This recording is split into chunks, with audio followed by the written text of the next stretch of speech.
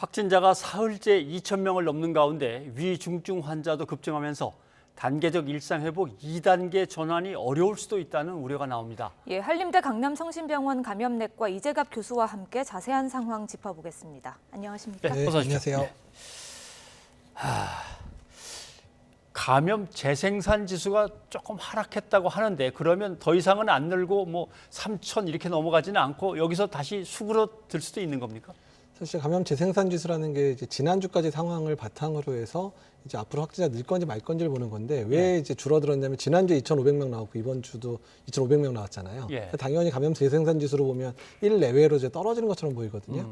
근데 이게 확진자 범위가 너무 커지면 숫자가 정말 조금만 변동하더라도 확 늘거나 이제 이럴 수가 있는 상황이죠. 2,000명에서 1.1이어도 한두 주 지나면 2,500명, 3,000명까지 올라갈 수도 있는 부분이어서 일단은 떨어진 부분에서는 다행으로 여기기는 하는데 지금 상황에서 가장 큰 문제는 위중증 환자가 예상 밖으로, 그러니까 지금 정부도 예상하지 못하고 전문가들도 예상하지 못하게 위중증 환자가 급격히 늘어나는 부분들은 오히려 상당히 우려가 된다 이렇게 보시면 될 것 같습니다. 예, 예상하지 못하게 늘고 있다고 이야기를 해주셨는데요. 그렇다면 병상 사태는 어떻습니까? 좀 부족이 우려되고 있다던데요. 네, 그렇죠. 그러니까 전국 단위의 지금 병상 활용률들은 아직 60%가 안 됐지만 지금 수도권, 특히 서울 같은 경우 이미 75% 넘었고요.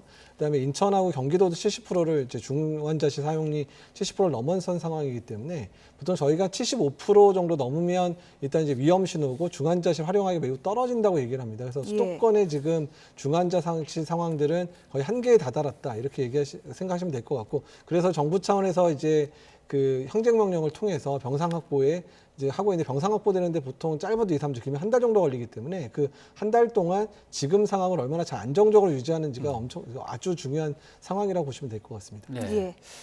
단계적 일상 회복으로 일단 건너왔습니다. 그런데 하다가 야 이거 안 되겠다 싶으면 이제 비상계획을 발동해서 중단시키는 걸로 이제 계획은 돼 있습니다만은 그 중단의 이제 기준이 중환자실 병상 가동률의 75% 이렇게 했는데 이제 서울 같은 경우가 이제 이게 문제가 되니까 어떻습니까? 지금 여기서 그냥 확 다시 죄어야 되는 건지 어떻게 될까요? 그러니까 이제 중환자의 발생 추이가 상당히 중요할 것 같은데요. 그러니까 1, 2주 사이에 병상 확보가 어느 정도 이루어지고 중환자가 정체라도 되면 버틸 수는 있는데 1, 2주 사이에 중환자 병상 수가 뭐 500명, 600명 이런 식으로 늘어가는 상황이 돼버린다면 상당히 위험할 수도 있거든요. 일단 뭐 정경청장도 2단계 완화 어려울 거라고 얘기는 하는데 저는 일단은 2단계는 지금 상황에서 넘어가기는 아예 뭐 생각도 못할 상황이고요. 오히려 비상계획이 실현되냐 마느냐가 1, 2주 사이에 결정이 돼야 될 상황도 될 수 있어서 앞으로 이번 주 다음 주에 중환자 발생 추이가 매우 중요한 그런 지표가 될 것 같긴 합니다. 예, 그렇다면 그 사이에 백신 접종률이 올라가도 좀 어렵다고 보시는 건가요? 그러니까 백신 접종 지금 이제 상황이 어려운 게 백신 접종률은 사실 맞으실 분들은 충분히 올라갔거든요. 근데 지금 이제 중증 환자 중에서 미접종자가 한 70%, 접종자가 30% 정도 됩니다. 근데 지금 걱정인 거는 이제 고령층에서 예방접종한 지 기간이 지나면서 위중증 환자가 다시 늘어나기 시작했던 부분. 그러니까 이 부분이 예상보다 빨리 나타난 거거든요. 저희가 한 6개월 이후로 생각했는데 지금 4개월, 5개월 지나면서 생겨나서 중증 환자가 늘어나는 부분이라 그러니까 지금 이 문제를 해결할 방법들은 부스터샷을 당겨서 맞춰가지고 이제 중증 환자가 더 이상 발생하지, 특히 접종자에서의 중증 환자가 더 발생하지 않게 하는 부분이 앞으로의 더 큰 숙제가 될 수도 있을 것 같습니다. 백신과 치료약 좀 정리를 해봐야 될 것 같습니다.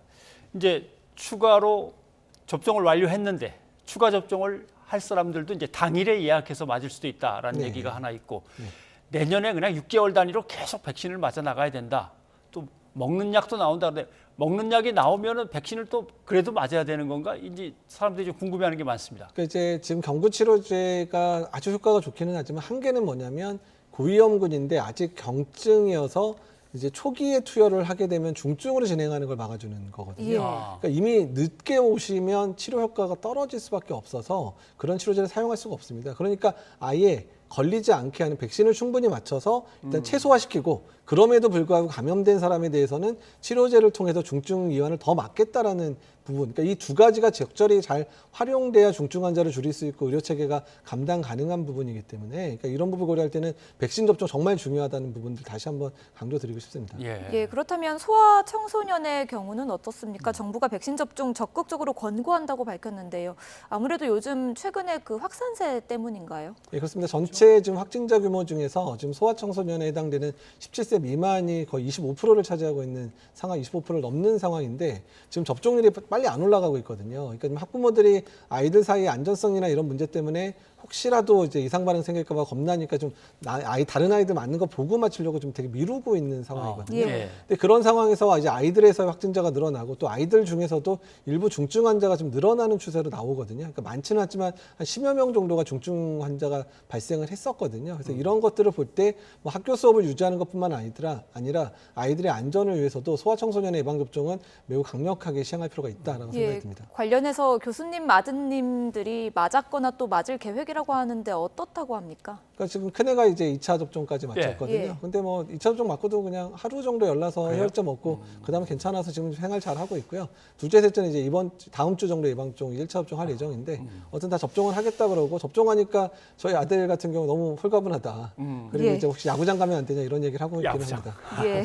그래도 백신의 안전성을 걱정하는 사람들이 일단 아직 꽤나 많고 네. 또 한편에서는 백신 맞고서 아무튼 이상 반응이 있는데 당최 정부가 인정을 안 해주고 하면서 또 불안감이 조성되고 이랬습니다. 그래서 코로나19 백신 안전성위원회가 생겼다는 것은 이런 것들을 어떻게 조정하겠다는 의미로 봐야 됩니까? 그러니까 이제 국내 이제 과학적 근거가 부족해서 또는 국내 사례 조사나 이런 게 안 돼서 지금 이제 보상이 안 되는 분들, 그러니까 이제 저희가 이제 보류 상태의 분들이 꽤 되거든요. 예. 근데 그런 과학적 근거들을 이제 빅데이터를 활용하기도 하고 또 여러 논문들이나 이런 것들 종합하고 또 국내 접종 사례에 대한 연구들을 통해서 그런 이제 근거들을 마련하는 위원회거든요. 그래서 여기서 그런 활동들을 잘한다면 그래도 어느 정도 인과관계나 이런 부분에 있어서 좀 궁금했었던 여러 가지 과학적 사실들이 확인되는 그런 상황들을 맞이할 수는 있을 것 같습니다. 예, 알겠습니다. 오늘 여기까지 듣도록 하겠습니다. 교수님 고맙습니다. 네, 감사합니다.